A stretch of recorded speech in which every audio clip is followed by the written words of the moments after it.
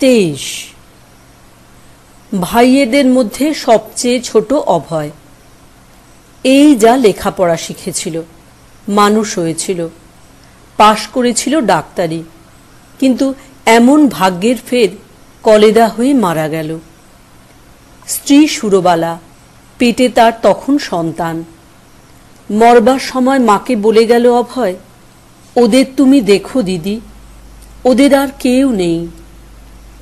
মা মুষড়ে গেলেন, কিন্তু শোকের চেয়েও ঘোরতর যে শঙ্কা তাই আচ্ছন্ন করল মাকে। সুরবালা পাগল হয়ে গিয়েছে। পাগল অবস্থায় একটি মেয়ে প্রসব করলে, এই মেয়েই রাধারানী বা রাধু। ঠাকুরের দেহ যাবার পর মন তখন হু হু করছে। হঠাৎ দেখতে পেলেন লাল কাপড় পরা একটি 10-12 বছরের মেয়ে সামনে দিয়ে ঘুরে বেড়াচ্ছে। ঠাকুর তাকে দেখিয়ে বললেন, একে আশ্রয় করে থাকো। আর দেখা গেল না মেয়েটিকে। তারপর আবার একদিন বসে আছেন, দেখতে পেলেন রাধুর মা পাগলি সুরবালা কতগুলো কাঁথা বগলে করে টানতে টানতে যাচ্ছে, আর হামা দিয়ে কাঁদতে কাঁদতে তার পিছনে যাচ্ছে রাধু। মার বুকের ভিতরটা মোচড় দিয়ে উঠল। ছুটে গিয়ে রাধুকে তুলে নিলেন। মনে হলো, একে আমি না দেখলে আর কে দেখবে? বাপ নেই, মা পাগল, এই মনে করে যেই ওকে তুলে নিয়েছেন, ঠাকুর দেখা দিলেন চোখের সামনে। বললেন, এই সেই মেয়ে, একে আশ্রয় করে থাকো, এই যোগমায়া। আফসোস করে বলছেন মা, কি জানি বাবা, আগে আগে ও বেশ ছিল, আজকাল নানা রোগ, বিয়েও হলো, এখন ভয় হয় পাগলের মেয়ে না পাগল হয় শেষকালে। শেষটায় কি একটা পাগলকে মানুষ করলাম? গৌরী মা দুর্গা বলে মেয়েটিকে নিয়ে এসেছে মার কাছে। মেয়েটি যেন অনাঘ্রাত ফুল, তাকে দেখে মার আনন্দ আর ধরে না। বললেন, দেখো মা, চড় খেয়ে রাম নাম অনেকেই বলে, কিন্তু শৈশব হতে ফুলের মতো মনটি যে ঠাকুরের পায়ে দিতে পারে সেই ধন্য। গৌরদাসী কেমন তৈরি করেছে মেয়েটিকে। ভাইরা বিয়ে দেবার বহু চেষ্টা করেছিল। গৌরদাসী ওকে লুকিয়ে নিয়ে হেথা সেথা পালিয়ে পালিয়ে বেড়াতো। শেষে পুরী নিয়ে গিয়ে জগন্নাথের সঙ্গে মালা বদল করে সন্ন্যাসী করে দিলে। সতীলক্ষ্মী মেয়ে, কেমন লেখাপড়াও শিখেছে দেখো না। কি একটা সংস্কৃত পরীক্ষাও দেবে শুনেছি। পরে তাকালেন রাধুর দিকে, একটা দীর্ঘশ্বাস চেপে গেলেন হয়তো। বললেন, এই রাধুকে নিয়েই আমার কত মায়া দেখো না। গৌরদাসী কেমন তার মেয়েকে তৈরি করেছে, আর আমি একটা বাঁদরি তৈরি করেছি। তখন কে জানতো বাঁদরি হবে না দুর্গা হবে? ছুটে জয়রামবাটিতে গিয়ে 2 বাহুর মধ্যে আঁকড়ে ধরলেন। রাধুকে পাশে না বসিয়ে খাওয়া নেই, পাশে না শুইয়ে শোয়া নেই। চক্ষের পলকে রাধু, বুকের প্রতি নিঃশ্বাসে রাধু। পিসিকেই রাধু মা ডাকে, আর সুরবালাকে নেড়িমা। মহামায়া কিভাবে বাঁধা পড়লেন নিজের ফাঁদে। যার 3 কুলে কেউ নেই, তাকে দিয়েও বেড়াল পুষিয়ে সংসার করান। সংসার কি বস্তু বুঝুন এবার হাতে কলমে। বুঝবেন বলেই তো সংসারীর প্রতি এত ক্ষমা, এত দয়া, এত বাৎসল্য। যদি সন্ন্যাসিনী হয়ে বাইরে চলে যেতেন, মা হতেন কি করে? মা হয়ে যদি সংসারের কষ্ট নিজে না বোঝেন, কি করে বুঝবেন তবে সন্তানের যন্ত্রণা? তাই তো ভুগলেন দারিদ্র্যে, পেলেন শোক দহন, সইলেন রোগ জ্বালা, নিজেকে জড়ালেন মায়া জালে। রাধু, মাকু আর নলিনী সমস্ত রকমে বুঝলেন সংসারের বিষস্বাদ। বুঝলেন বলেই তো সবাইকে টেনে নিলেন কোলের মধ্যে, সবাইকে রক্ষা করলেন। আমবাতের যন্ত্রণায় অস্থির হয়েছেন। বললেন, আমবাতের জ্বালায় গেলুম মা, মুখেও আবার বেরিয়েছে। এই দেখো মুখে হাত বুলিয়ে। এ কি যাবে না? এই দেখো পিঠেও উঠেছে, দাও না ওই তেল দিয়ে। ওইটি আমার প্রাণ গো, দিলেই একটু কমে। তারপরে বাত, তারপরে জ্বর। কিন্তু রোগ তো রোগ নয়, বলছেন মা, রোগ হচ্ছে যোগ। রোগ হওয়া মানেই তো আরোগ্যের কামনা, সেই আরোগ্য কামনাই তো ঈশ্বর মনন। আরোগ্য কেমন অসাধু সেইটুকু বোঝবার জন্যেই তো রোগ। প্রভাতে জেগে ওঠাটি কি আনন্দময় সেটি বোঝবার জন্যেই তো রাত্রির ঘুম মরণ। জয়রামবাটিতে মাকুর ছেলের খুব অসুখ, ডিপথেরিয়া হয়েছে। সত্যগুণের ছেলে। মাকু বলেছিল ছেলে ঘুমোয় না, বলে কোল থেকে নামিয়ে দিয়েছিল মুখের উপর। মা বলেছিলেন কি করে ঘুমোবে, ও যে সত্যগুণের ছেলে। যখন মাকুর সঙ্গে জয়রামবাটি যায়, কোত্থেকে কতকগুলো গুলঞ্চ ফুল কুড়িয়ে এনে মার পায়ে ঢেলে দিলে। বললে দেখো পিসিমা কেমন হয়েছে। তারপরে আশ্চর্য, শুধু মার পায়ের ধুলোই নিল না, ফুলগুলি জামার পকেটে পুরলে। শরৎ মহারাজকে লাল মামা ডাকে, তার কোলের উপর চড়ে বসে, বলে তোমার মা কোথায়? শরৎ মহারাজ মাকুকে ইঙ্গিত করে, বলে এই যে আমার মা। ছেলে ঘাড় নাড়ে বিজ্ঞের মতো, বলে তোমার মা স্কুল বাড়িতে গেছে। মাকে জিজ্ঞেস করে ফুল লাল করেছে কে? ঠাকুর করেছেন। কেন? তিনি পড়বেন বলে। ছেলে গম্ভীর হয়ে যায়। তিনিই যদি পড়বেন, তবে যে গাছে ফুল ফুটেছে সেই গাছে কি ঠাকুর? নারায়ণ আয়াঙ্গার খুব করছেন, কলকাতায় লোক পাঠিয়েছেন ইঞ্জেকশন আনবার জন্যে। বৈকুণ্ঠ মহারাজ দেখছে ছেলেকে।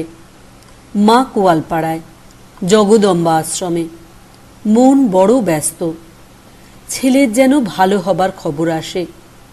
সন্ধ্যা হয় হয়, খবর এলো অবস্থা বিশেষ সুবিধের নয়। পালকি ঠিক করে রাখো। মা বললেন ভক্তদের, কাল সকালেই আমি যাব, যদি ছেলে ততক্ষণ বেঁচে থাকে। সকালেই ফিরল বৈকুণ্ঠ। তবে কি ছেলে নেই? মা আর্তনাদ করে উঠলেন। সবাই নির্বাক। এক মুহূর্তে দৃঢ় করলেন নিজেকে, বললেন কতক্ষণ মারা গেল? সকাল 5:30। এখন গেলে দেখতে পাবো? না মা, নিয়ে গেছে। নিয়ে গেছে? এবার মা ভেঙে পড়লেন, লুটিয়ে পড়লেন কান্নায়। একটু থামছেন তো আবার উথলে উঠছেন। সান্ত্বনার ভাষা জানা নেই মানুষের, তবু কেদার মহারাজ বলতে গেলেন মামুলি কথা। এক কথায় মা হটিয়ে দিলেন, কেদার গো, আমি ভুলতে পারছি না। অসুখের ঘোর অবস্থায় লাল মামাকে নাকি খুঁজেছিল, ডেকেছিল লাল মামা বলে। হয়তো কোনো ভক্ত এসে জন্মেছিল। মা চোখ মুছলেন। হয়তো বা শেষ জন্ম, নইলে 3 বছরের ছেলের এত বুদ্ধি। অমন করে পুজো করে গা, লালন পালন করে আমার কষ্ট। এমনি মায়ার বন্ধন এই সংসার। বন্ধনে রেখেছেন ক্রন্দন শুনবেন বলে। নিজে ছিলেন অমন বন্ধনে, তাই তো ঠিক ঠিক বুঝেছেন আমাদের কান্না। আহা, যাকে পাশ ফিরিয়ে শুয়ে মনে প্রত্যয় হয় না, এমন ছেলে মাকুর আজ কোল খালি করে চলে গেল। দেখো না কি যন্ত্রণায় ছটফট করছি। পালার বড় জ্বালা। রাধুকে লালন পালন করেই এত কষ্ট।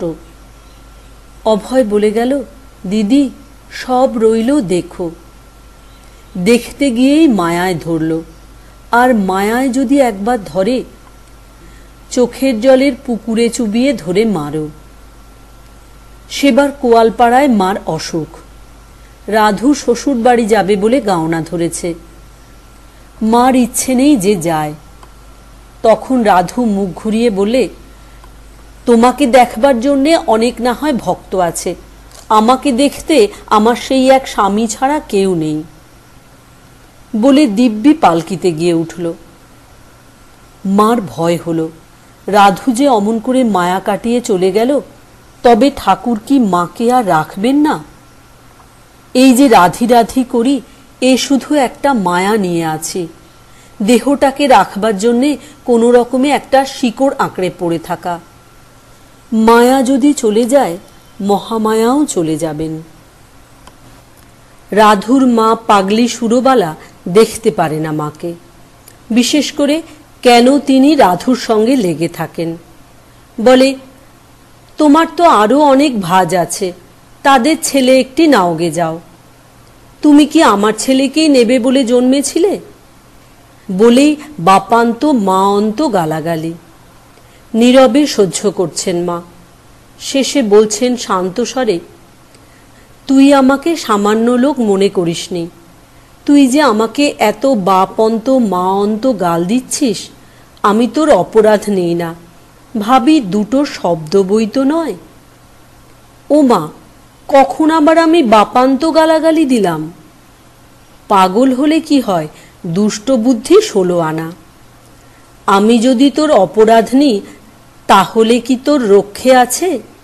আমি যে কদিন বেঁচে আছি তোরই ভালো, তোর মেয়ে তোরই থাকবে। যে কদিন না মানুষ হয়, সে কদিনই আমি। নইলে আমার কি মায়া, এক্ষুনি কেটে দিতে পারি। কর্পূরের মতো করে একদিন উড়ে যাব, টেরও পাবিনি। পাগলিকে একখানি গরদের কাপড় দিলেন মা। পাগল মানুষ, সাজ পোশাকে একটু চোখ দিক। কি নিয়ে কথা উঠল, চলে এলো রাধির প্রসঙ্গ।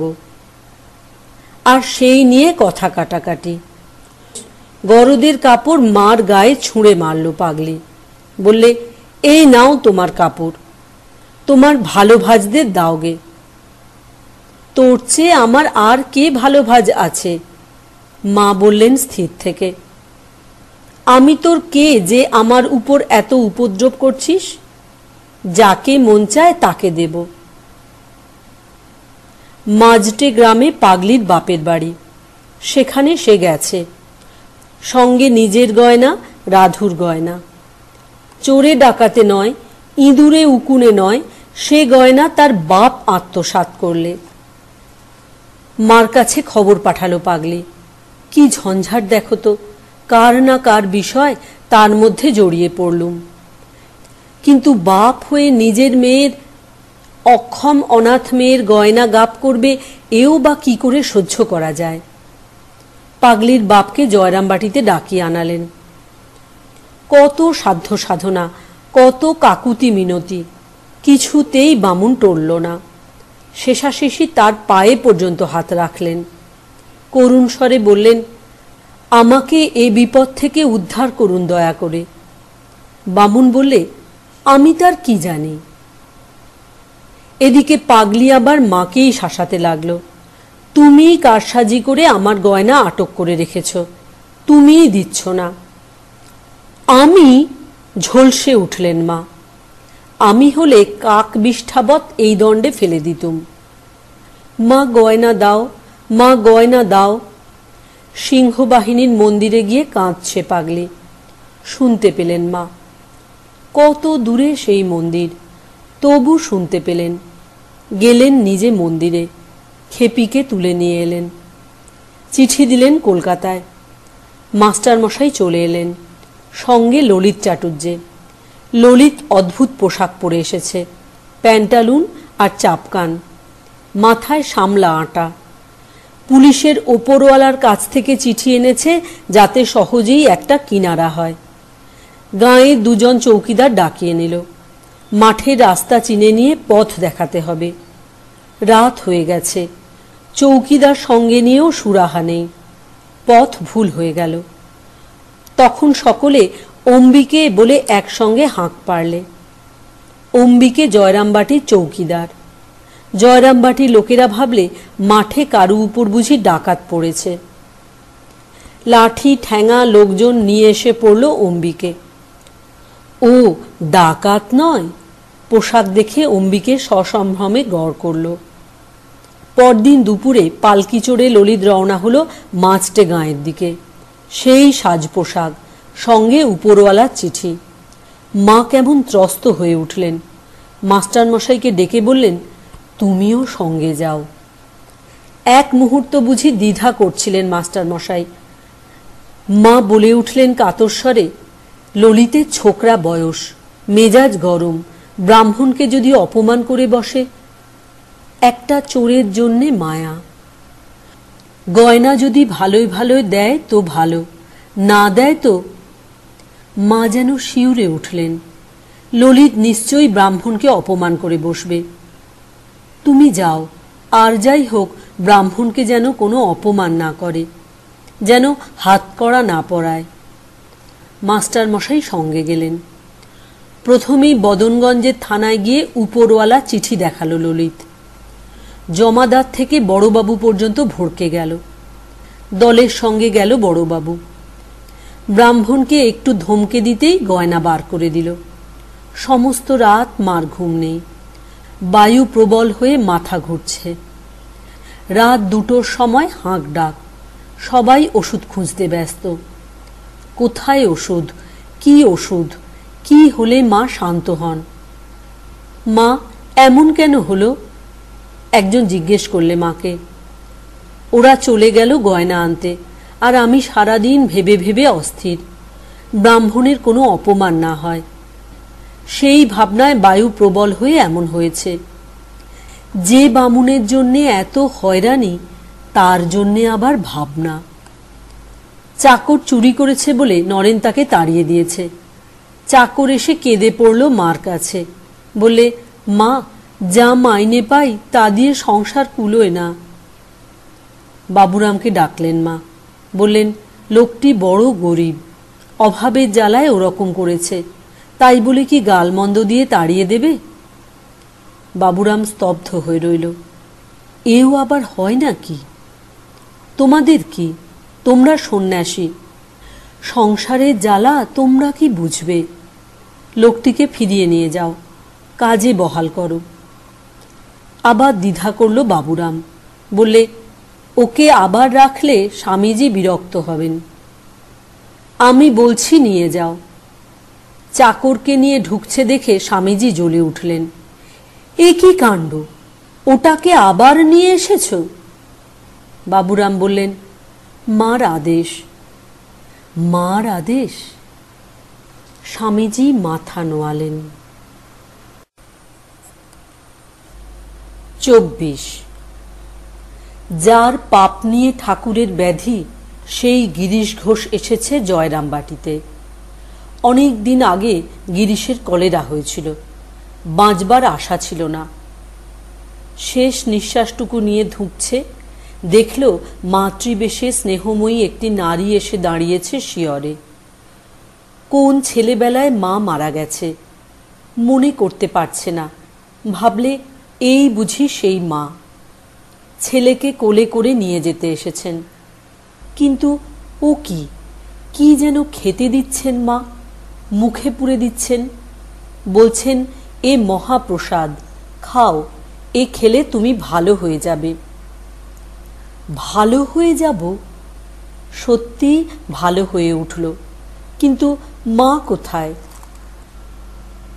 সবাই বলে কালীঘাট মহাপীঠস্থান, সেখানে মা আছে। শনি মঙ্গলবার গভীর রাত্রে সেখানে যায় গিরিশ। যেখানে বলিদান হয় সেই হাড়কাঠের পাশে বসে মা মা বলে ডাকে, কাঁদে আর্তস্বরে। এত জায়গা থাকতে হাড়কাঠের কাছে কেন? শত শত ছাগ বলি হচ্ছে যেখানে। মৃত্যুকালে তাদের সেই করুণ আর্তনাদ শুনে বেটি নিশ্চয়ই একবার এদিকে তাকায়। যদি আমার আর্তনাদে ভুল করে একবার তাকায় আমার দিকে, যদি আমার চোখের উপর ঠিকরে পড়ে তার চোখের আলো। গিরিশের সেই 4 বছরের ছেলে যখন গিরিশকে টেনে নিয়ে গিয়েছিল শ্রীমার কাছে, তখন গিরিশ দেখেছিল মার পা দুখানি। তারপর সেই ছাদে উঠে মাকে দেখবার সুযোগ হয়েছিল, ফিরিয়ে নিয়েছিল পাপনেত্র। ঠাকুর নেই, সমস্ত জীবন যেন বিতস্বাদ হয়ে গিয়েছে, জীবনকে ঘিরেছে যেন দুর্দিনের ধূমজাল। স্বামী নিরঞ্জনানন্দকে ধরল একদিন, বললে আকুল কণ্ঠে, ঠাকুরের কাছে যদি যেতে পারতাম তবেই বোধহয় শান্তি হতো। কেন মার কাছে যাও না? মার কাছে? পরম ব্রহ্ম মহিষী বলে তখনও যেন বুঝতে পারেনি গিরিশ। সাধারণ আর সকলে যেমন ভাবত গুরুপত্নী, বোধহয় তেমনিভাবেই ভক্তিতেই অধিষ্ঠিত রেখেছিল। নিরঞ্জনের কথায় চমকে উঠল। তাছাড়া আবার কি, মা আর ঠাকুর কি আলাদা? হরগৌরী, রামসীতা, রাধাকৃষ্ণ কি খণ্ড খণ্ড? ঠিকই তো, গিরিশ তো নিজেই লিখেছে বিল্বমঙ্গলে, এক সাজে পুরুষ প্রকৃতি। সত্যিই তো, ভগবান অবতীর্ণ হয়ে কি সাধারণ নারীকে পত্নী রূপে গ্রহণ করেছেন? ঠাকুরেরই তো কথা, অর্ধেক কাজ আমি করে গেলাম আর বাকি অর্ধেক তুমি করবে। নিরঞ্জন বললে, তোমার ভয় কি? তোমাকে তো ঠাকুর গেরুয়া দিয়ে গেছেন, তুমি তো সন্ন্যাসী। ঠাকুর নিজেই ভেঙে দিয়েছেন তোমার সংসার, এখন চলো সংসার ছেড়ে। না তো, ঠাকুর তো আমাকে সন্ন্যাসী হতে বলেননি। গিরিশ বললে জোরের সঙ্গে, কিন্তু গেরুয়া তো দিয়েছেন। তুমি দিয়েছ বকলমা, তিনি দিয়েছেন গেরুয়া। তুমি শরণাগতি বৈরাগ্য। তুমি সন্ন্যাসী না তো কে সন্ন্যাসী? চলো একবার মায়ের কাছে, তিনি যা বলবেন তাই হবে। পুণ্যধাম জয়রামবাটিতে এই প্রথম গেল গিরিশ, এই প্রথম মার মুখ দেখল। কিন্তু এ কি, এ যে সেই বহুদিন আগেকার মৃত্যুসজ্জার পাশে প্রসাদদায়িনী মাতৃমূর্তি। মাগো, তুমি কি সেই? সর্বক্লান্তিহরা হাসি হাসলেন মা। বলো মা, তুমি কেমনতর মা? তুমি কি পাতানো? গিরিশ পড়ল মার পায়ের কাছে। আমি সত্যিকারের মা। মা বললেন গভীর স্নিগ্ধ সহজ সুরে, পাতানো মা নয়, গুরু স্ত্রীরূপে মা নয়, আমি আসল মা। মা যদি নিজে না চিনিয়ে দেয়, কে চিনবে তাকে? বিছানার চাদর বালিশের রোয়ার কাচতে যাচ্ছ পুকুর ঘাটে, তোমাকে কে বুঝবে জগন্মাতা? জগন্মাতা কি হেসেলে হাঁড়ি ঠেলে, তরকারি কোটে, ঘর ঝাঁট দেয়, পরের ছেলে টানে? গিরিশ শুতে এসে দেখে তার বিছানা বালিশ সাদা ধপধপ করছে। বুঝল এ মার কাজ। সোডা সাবান দিয়ে কেচেছেন নিজের হাতে। গিরিশ ভেবে পেল না কাঁদবে না আনন্দ করবে। অধম সন্তানের জন্য শারীরিক কষ্ট করেছেন, তার জন্যে কান্না, আবার কৃপা করেছেন, স্নেহ করেছেন, তার জন্য আনন্দ। অশ্রু ঝরতে লাগলো চোখ বেয়ে। এ অশ্রুর আস্বাদ কি দুঃখ না সুখ, তা কে বলবে? ঠাকুরের উপর বিবেকানন্দের অভিমান হয়েছে। মাকে এসে বলছেন, মা, এই তো ঠাকুর। কাশ্মীরে এক ফকিরের চেলা আমার কাছে আসতো বলে ফকির আমায় শাপ দিলে, বললে অসুখ হয়ে 3 দিনের মধ্যে এই জায়গা ছেড়ে পালাতে হবে। আর তাই কিনা হলো। সামান্য একটা ফকিরের শক্তিকে ঠেকাতে পারলেন না ঠাকুর। মা বললেন, বাবা, শুনতে পাই শঙ্করাচার্যও নাকি অমনি করে নিজের শরীরে রোগ আসতে দিয়েছিলেন। রোগ তোমার শরীরে আসতে দেওয়া বা তাঁর শরীরে আসতে দেওয়া একই কথা। তিনি তো ভাঙতে আসেননি, গড়তে এসেছিলেন, তাই সব কিছু মেনে গিয়েছেন। আমি মানি না, বললেন বিবেকানন্দ। না মেনে কি উপায় আছে? মা বোধহয় হাসলেন একটু মনে মনে। তোমার টিকি যে বাঁধা। ইচ্ছে হয় সব ছেড়ে দিই, লেখা পড়া, থিয়েটার, অভিনয়। ঠাকুরকে একদিন বলেছিল গিরিশ ঘোষ। ঠাকুর বলেছিলেন, না না, ছেড়ো না, ওতে লোকের উপকার হচ্ছে। আশ্চর্য, মাও সেই এক কথাই বললেন। সন্ন্যাস নেবার বাসনা নিয়ে এসেছিল পাদপদ্মে। মা বললেন, যা করছো তাই করো, যেমন বই লিখছ তেমনি লেখো। এও তো তাঁরই কাজ। ঠাকুর তো তোমাকে বলেননি সংসার ছাড়তে। তাই সই। সংসারেই থাকব মার ছেলে হয়ে। মার কাছেই তো ছেলে নিষ্পাপ, নিষ্কলুষ। মা বলেই তো ছেলের বিছানা পরিষ্কার করে দিলেন, পাষণ্যের বিছানা বলে ছুঁড়ে ফেললেন না। এ তো শুধু আলো করা ভালো ছেলের মা নয়, এ কালো ছেলেরও মা। পাতানো মা নয়, সৎ মা নয়, সত্যিকারের মা। কলকাতায় ফিরে গিয়ে গিরিশ চিঠি লিখেছে, এবার মা শারদীয়া পূজায় আসতে হবে সশরীরে আমার দিনালয়ে। মার শরীর অত্যন্ত খারাপ, তবু রাজি হলেন। গিরিশের ডাক। ঠাকুরের বীরভক্ত গিরিশ, কিন্তু মার কাছে 5 বছরের ছেলে। গিরিশ যখন প্রণাম করে, মা বলেন যেন 5 বছরের বালক। বিষ্ণুপুরে পৌঁছে দেখা গেল মাস্টার মশাই আর ললিত। ললিতের আমার লাখ টাকার প্রাণ। বলছেন, মা আমাকে কত টাকা দিয়েছে, দক্ষিণেশ্বরে ঠাকুরের সেবায়, কামারপুকুরে রঘুবীরের সেবায়, তার গাড়িতে করে বেড়াতে নিয়ে গেছে। কত বড়লোক আছে, কিন্তু কৃপণ। ললিত আমার অঢেল। বলেই বললেন সেই সরস সূক্ত, যার আছে সে মাপো, যার নেই সে জপ। আপনারা এখানে? আমরা তোমাদের নিতে এসেছি এগিয়ে। কলকাতায় মারপিট চলছে, রাত্রে শহর অন্ধকার। ভয় নেই, ব্যবস্থা হয়ে যাবে ঠিকঠাক। এখন এখানকার এই চটিতে এসো, তোমাদের খাবার বন্দোবস্ত করে রেখেছি।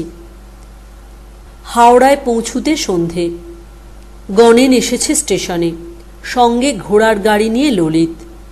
গণেন বললে, নৌকো করে একেবারে বাগবাজারের ঘাটে গিয়ে ওঠাই নিরাপদ। শরৎ মহারাজ আর গিরিশেরও মত তাই। কিন্তু মার নৌকোতে বড় ভয়। তাই কি করা যায়, ললিতের গাড়িতেই রওনা হলো সকলে।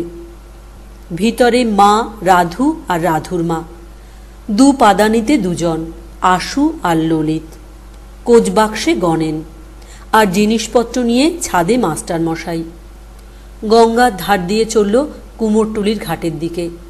শেষে কুমোরটুলি হয়ে রাজবল্লভপাড়া হয়ে বলরাম বোসের বাড়ি। সকালবেলা গিরিশ আর তার দিদি দক্ষিণা এসে হাজির। প্রণাম তো বটেই, নিমন্ত্রণও করতে এলাম মা। কিন্তু মা, তুমি তো প্রণাম বা নিমন্ত্রণ কিছুই অপেক্ষা করো না।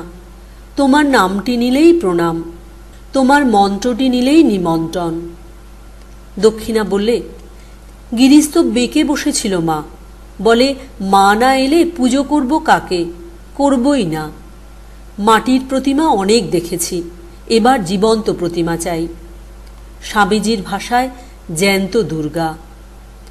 মার সামনে কল্পারম্ভ হল।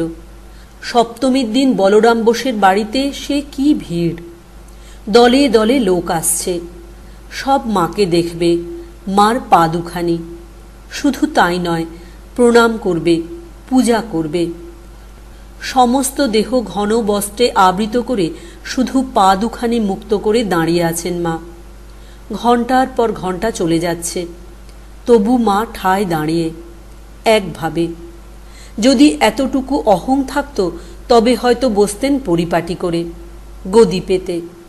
এ যেন কত কুণ্ঠা, কত লজ্জা, কত মিনতি। তাই দাঁড়িয়ে আছেন সর্বক্ষণ। পূজার লগ্ন এসে পৌঁছুলে চলে গেলেন গিরিশের বাড়ি। সেখানে যেন আরও ভিড়। একই পূজার দালানে মা আর প্রতিমা, চিন্ময়ী আর মৃন্ময়ী। ভক্তরা দিশেহারার মতো হয়ে গিয়েছে। কার পায়ে প্রথম অঞ্জলি দেবে ঠিক করতে পারছে না। বেলপাতা আর তুলসী, জবা আর পদ্ম পাহাড় হয়ে রয়েছে, তবু ভক্ত সমাগমের বিরাম নেই। প্রতিমা যেমন দাঁড়িয়ে, তেমনি মাও দাঁড়িয়ে। প্রতিমার কি, সে অনন্তকাল দাঁড়িয়ে থাকে। কিন্তু মার জ্বর এসে গেল। দেহ ধরেছেন তো ট্যাক্সো না দিয়ে উপায় কি? তবু মহাষ্টমীতে ভক্ত সাধ পূর্ণ করতে দাঁড়ালেন আবার চাদর মুড়ি দিয়ে। কিন্তু আর নয়, সত্যি সত্যি এবার বিছানা নিলেন মা। একে কৃশ করুণ দেহ, তাই এই ক্লান্তি। গভীর রাত্রে সন্ধি পূজা, গিরিশের কাছে খবর গেল মা জ্বর বেড়েছে, আসতে পারবেন না। গিরিশ চোখে অন্ধকার দেখল, উদ্ভ্রান্তের মতো ডাকতে লাগলো মা মা বলে। মধ্যরাতে মা উঠে বসেছেন বিছানায়, ডেকে তুললেন গোলাপ মাকে, বললেন, এখন একটু ভালো বোধ করছি, আমি যাব। আশুকে জাগালো গোলাপ মা, বললে, ওঠো, মা যাবেন, তাকে নিয়ে যেতে হবে। বলরাম বোসের বাড়ির পশ্চিম দিক দিয়ে সরু গলি, সেই গলি দিয়ে এগুতে লাগলেন মা। পা ফেলতে পারছেন না, শরীর টলে টলে পড়ছে, কিন্তু মনে আশ্চর্য দৃঢ়তা। ঠাকুরের বীরভক্ত গিরিশের মর্যাদা রাখতে হবে। গিরিশের বাড়ির খিড়কির দরজা বন্ধ। সদর দিয়ে ঢুকে দরজা খোলাতে হবে কাউকে দিয়ে। ব্যস্ত হয়ে আশু চলে গেল সদরের দিকে। কাকে দাঁড় করিয়ে রেখেছ দরজার বাইরে তার খবর রাখো। মা অস্ফুট স্বরে বললেন, আমি এসেছি। একটা ঝি শুনতে পেয়েছে সেই নিঃশ্বাসের মতন কথাটুকু, পলকে খুলে দিল দরজা। মা এসেছেন, মা এসেছেন, সমস্বরে সঙ্গীতময় ধ্বনি উঠল। ঝাঁকে ঝাঁকে উলু দিয়ে উঠল মেয়েরা, মা এসেছেন, দিনহীন পাপি তাপি নিঃস্ব নিরালম্বের মা। সমস্ত বঞ্চনার মধ্যেও যার অঞ্চলের আশ্রয়টুকু অটুট থাকে, সেই মা। গৌরব বহনে আসেননি, গোপন চরণে এসেছেন। ঐশ্বর্যের সদর দিয়ে আসেননি, এসেছেন মাধুর্যের খিড়কি দিয়ে। গিরিশের আনন্দ তখন দেখে কে?